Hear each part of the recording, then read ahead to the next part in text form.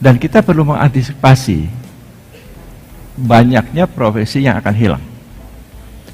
4 tahun yang lalu dalam Rakornas Kepegawaian di BSD, di AIS, itu para pakar sudah mengatakan bahwa 70% profesi yang ada sekarang ini akan hilang, extinct, tidak ada lagi. Berarti akan ada 70% profesi yang baru. Yang 30% sisanya juga tidak akan sama, tetapi juga akan evolve, akan berubah, berevolusi. Jadi dalam 10 tahun dari sekarang, ini pekerjaannya sudah akan berubah. Jadi saya harus melakukan evaluasi sangat terhadap jabatan fungsional yang ada sekarang. Apakah misalnya peranata komputer masih dibutuhkan?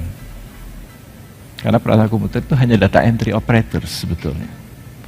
Atau dia dirubah sama sekali. Jadi apa? Misalnya menjadi virtual designer, menjadi artificial intelligence engineers, menjadi big data analyst. Jadi tidak ada lagi peralatan komputer, karena peralatan komputer itu adalah kompetensi dasar yang harus dimiliki oleh semua ASN. Tidak bisa tidak. Jadi ke depan pasti akan berubah.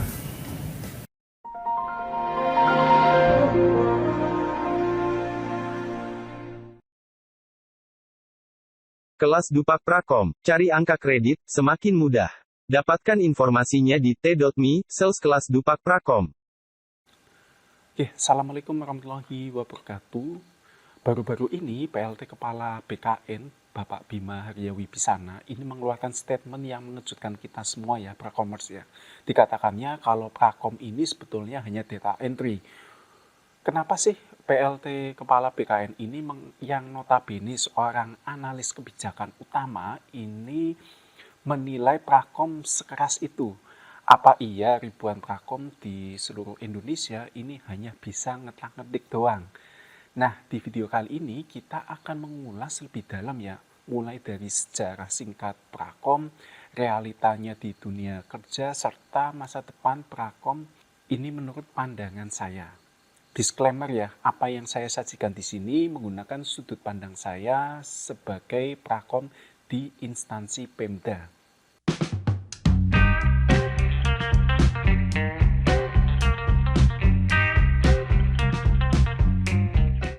Sebelum saya membahas masalah tentang Prakom adalah data entry, saya akan menceritakan sejarah Prakom pertama kali. Jabatan fungsional peranata komputer ini pertama kali muncul tahun 2003 dengan ditetapkannya Kepmenpan nomor 66/Empan/7/2003 tentang jabatan fungsional peranata komputer dan angka kreditnya. Waktu itu munculnya jabatan fungsional peranata komputer ini ditujukan untuk menjawab kebutuhan data entry dan programming. Pada era tahun 2000-an nggak seperti sekarang ya yang serba digital. Waktu itu pekerjaan-pekerjaan komputer ini masih terbatas untuk input data dan olah data saja. Orang yang bisa mengoperasikan komputer pun masih jarang. Internet gimana? Internet waktu itu juga belum merata. Tidak setiap perangkat daerah atau dinas mempunyai internet, email, website, apalagi sosmed ya. Itu semua belum ada. Bahkan di Pemda-Pemda terutama di kelurahan dan kecamatan ini masih banyak menggunakan mesin tik untuk pelayanan masyarakat karena SDM yang mengoperasikan komputer masih sangat terbatas dan perangkatnya juga masih sedikit. Terus dinas Kominfo kemana? Tahun-tahun segitu ini belum ada dinas Kominfo ya. Di Pemda sendiri ini dulu yang bertugas menangani server dan jaringan adalah unit PDE atau pengolahan data elektronik di bawah sekretariat daerah. Depkominfo baru berdiri tahun 2008 pada era Presiden SBY. Kemudian di tahun 2009 namanya berubah menjadi Kementerian Komunikasi dan Informatika. Kemudian selang beberapa tahun kemudian di Pemda berdirilah Dinas Kominfo yang mana penggabungan dari unit PDE di Setda dan bidang komunikasi dan informatika di Dinas Perhubungan, Komunikasi dan Informatika. Nah, untuk menjawab kebutuhan SDM IT pada tahun-tahun tersebut antara tahun 2008 sampai 2010, ini banyak instansi Pemda yang membuka lowongan formasi CPNS Pranata Komputer. Saya sendiri dulu tahun 2009 ya mengikuti seleksi CPNS Pranata Komputer terampil di kota Salatiga dengan jumlah formasi waktu itu 47 orang. Nah, ini sungguh formasi yang cukup banyak ya jika kita membandingkan jumlah formasi ini dengan seleksi CPNS Pranata Komputer sekarang yang hanya 1-2 orang aja untuk masing-masing instansi ya. Karena kondisi waktu itu banyak PNS yang tua, kemudian malas belajar komputer, dan juga banyak yang gaptek, maka pekerjaan-pekerjaan yang berbau komputer dan aplikasi langsung diserahkan ke Pranata Komputernya. Mungkin teman-teman Prakom di era 2010-2015 masih ingat ya, kalau setiap ada BIMTEK aplikasi baru, pasti yang diundang Pranata Komputernya. Entah itu aplikasi pelayanan kantor, aplikasi bendara keuangan, aplikasi arsip, dan aplikasi-aplikasi lainnya pasti pada surat undangan ini ditulis mohon untuk menugaskan staf yang bisa komputer atau Pranata Komputernya untuk mengikuti kegiatan yang dimaksud. Demikian juga pekerjaannya. Nah, itulah asal-muasal Pranata Komputer identik dengan data entry. Gak heran jika di unit kerja ada kekurangan pegawai, pasti pejabatnya minta Pranata Komputer. Karena di benak mereka, kalau ada Pranata Komputer, urusan pekerjaan atau pelayanan pasti beres. Jadi kalau sekelas PLT Kepala BKN pun bilang seperti itu, kalau Prakom identik dengan data entry, ya wajar ya. Karena realita Prakom di Pemda ya memang seperti itu adanya.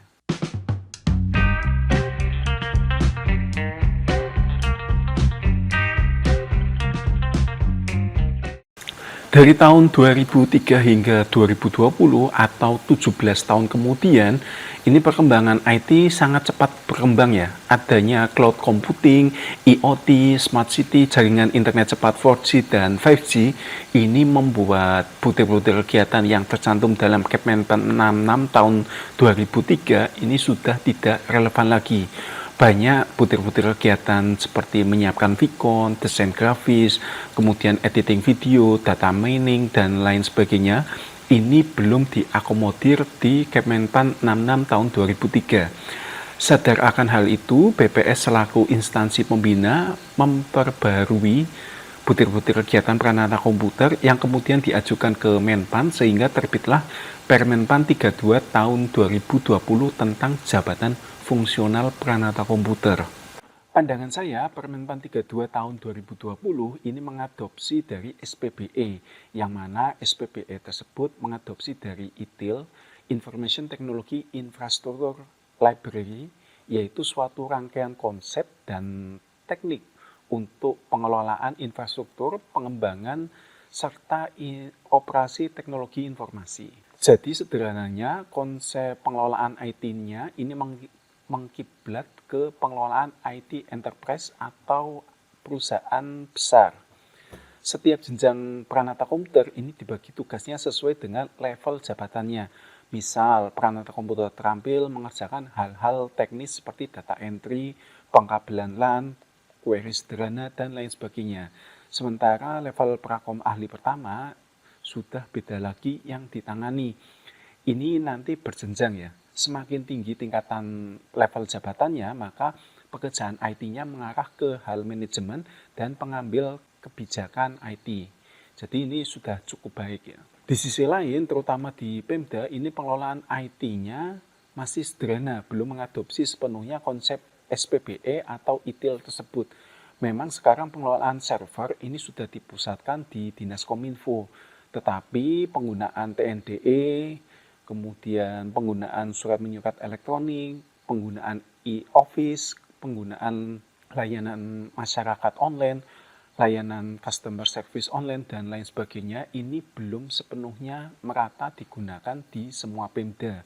Pengelolaan Prakomnya juga belum dikatakan profesional. Masih banyak Prakom yang dipekerjakan sebatas operator komputer dan data entry aplikasi-aplikasi sistem informasi.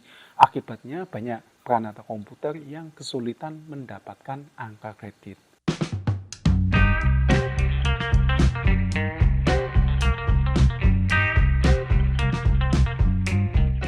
Ya, menurut hemat saya, ini jabatan fungsional Pranata komputer ini perlu segera dievaluasi. Ada beberapa hal poin alasan kenapa jabatan fungsional Pranata komputer harus dievaluasi. Yang pertama, pandangan orang tentang IT 19 tahun yang lalu dengan kondisi sekarang ini sudah jauh berbeda. Dulu orang bisa mengoperasikan komputer disebut orang IT. Dulu orang bisa mengetik Word, Excel, Office disebut ini orang IT. Dulu orang bisa kirim email ini disebut orang IT. Dulu orang bisa menginstal program ini disebut orang IT. Dulu orang bisa menghubungkan komputer ke internet ini disebut orang IT. Dulu orang bisa membuat website ini disebut orang IT. Dulu orang bisa ngedit foto disebut orang IT. Dulu orang bisa membuat video disebut orang IT. Dulu orang bisa menyiapkan presentasi dengan LCD proyektor, ini disebut orang IT. Nah, bagaimana dengan kondisi sekarang? Orang awam pun sudah bisa mengoperasikan komputer, kirim email dengan smartphone, mengetik Word, Excel di HP atau tablet, menghubungkan komputer dengan tethering HP, edit foto pakai HP, bikin video pakai HP, bikin blog sosmed pakai HP. Dengan demikian, ini kompetensi-kompetensi ini sudah menjadi hal yang lumrah dan dasar. Bahkan setiap PNS ini wajib memiliki kompetensi ini. Jadi kompetensi-kompetensi ini nggak bisa lagi disebut sebagai nilai lebih dari seorang IT ya. Yang kedua, butir kegiatan Pranata komputer di Permen 32 tahun 2020 ini terlalu luas. Memang harus diakui butir-butir kegiatan Pranata komputer yang terlalu luas ini dapat mengakomodir skill-skill Pranata komputer yang beraneka ragam sehingga dapat membantu Pranata komputer dalam mendapatkan angka kredit. Namun di sisi lain ini juga dapat menjadi buah si malakama. Pranata komputer dituntut harus bisa multitasking, multitalenta, multiprocessing, semua pekerjaan yang berbau IT. Masih banyak pejabat di luar sana yang menganggap kalau sistem informasi itu harus dipegang oleh Prakom tanpa memandang itu aplikasi apa. Misal kalau aplikasi SIKD, aplikasi kearsipan, seharusnya dipegang oleh tenaga administrasi atau arsiparis. Namun kalau nggak ada arsiparis atau tenaga administrasi, ini dialihkan ke Pranata komputer. Kemudian aplikasi Sakip, sistem akuntabilitas kinerja instansi pemerintah.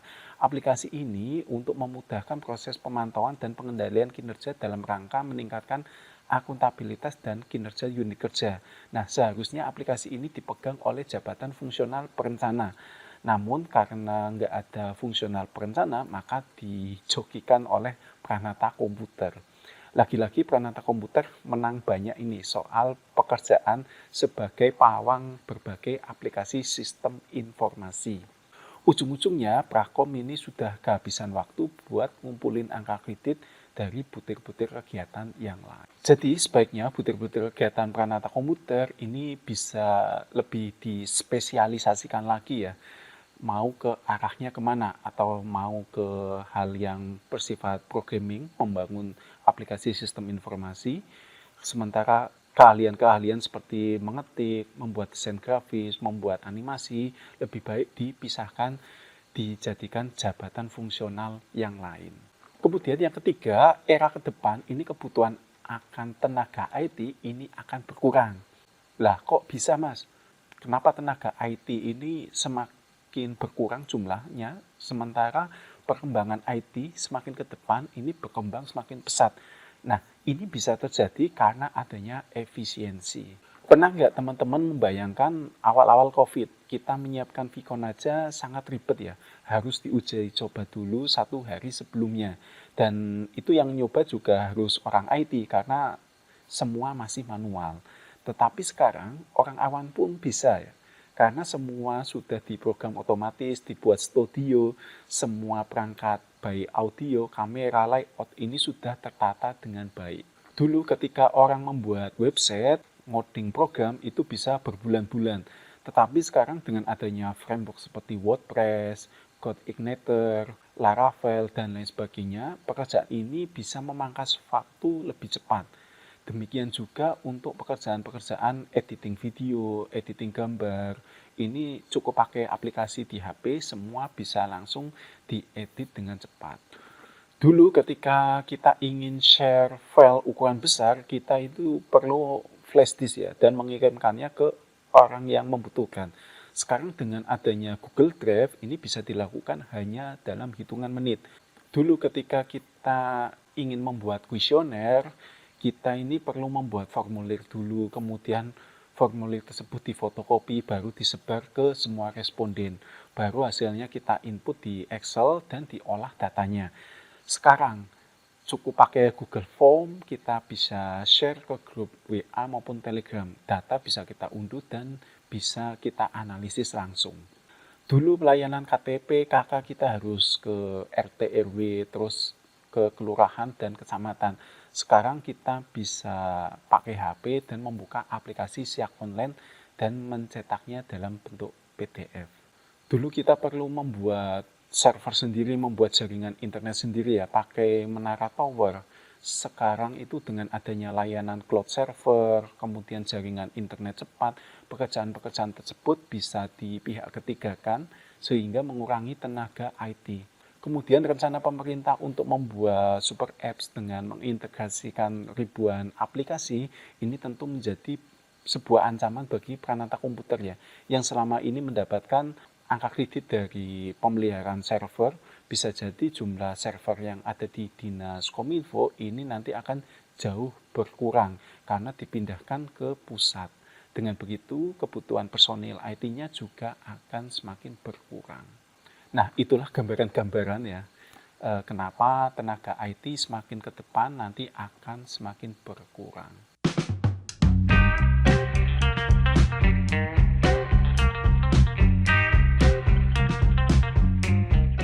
Nah, dari penjelasan-penjelasan tersebut, apa lesson learn yang bisa kita peroleh?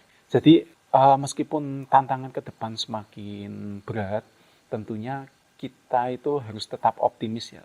Tingkatkan skill IT kita dengan cara mengikuti seminar maupun pelatihan. Bukan hal yang mustahil, kita ini juga akan terdisrupsi ya, jika kita hanya mempunyai skill yang biasa-biasa saja.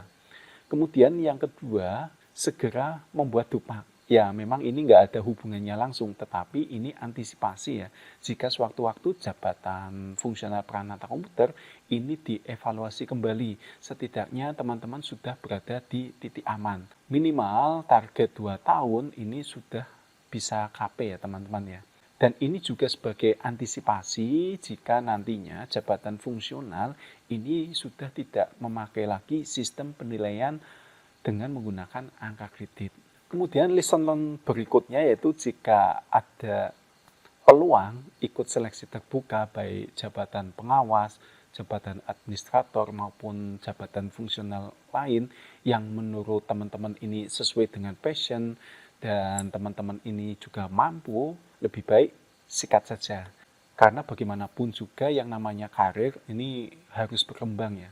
Jangan sampai teman-teman stuck di satu titik. Kemudian lesson berikutnya yaitu prediksi saya ini akan muncul banyak jabatan fungsional rumpun keperanata komputeran yang lain ya, yang akan lebih spesifik seperti mungkin ini jabatan desain grafis, kemudian animator, jaringan, database, dan lain sebagainya. Mengingat saat ini sudah banyak bermunculan jabatan fungsional rumpun kekomputeran baru seperti Manggala Informatika yang lebih fokus di security, kemudian operator SIAK ini sebagai operator aplikasi SIAK di kecamatan-kecamatan maupun di Dinas Dukcapil. Kemudian jabatan fungsional administrator database kependudukan yang fokus di pengelolaan database kependudukan di Dinas Disdukcapil. Nah, itulah tadi gambaran singkat kenapa peranata komputer disebut data entry ya, dan bagaimana perkembangan ke depannya Prakom seperti apa. Harapan saya teman-teman tetap fokus, tetap menjalani sebagai peranata komputer, dan tingkatkan skill IT teman-teman. Jika ada peluang yang lebih baik, silakan teman-teman bisa mencoba peluang tersebut. Oke, sekian yang bisa saya sampaikan. Jangan lupa klik like, subscribe, dan share video ini ke sosial media kalian. Saya Basuki Rahmat, salam Prakom Indonesia. Wassalamualaikum warahmatullahi wabarakatuh.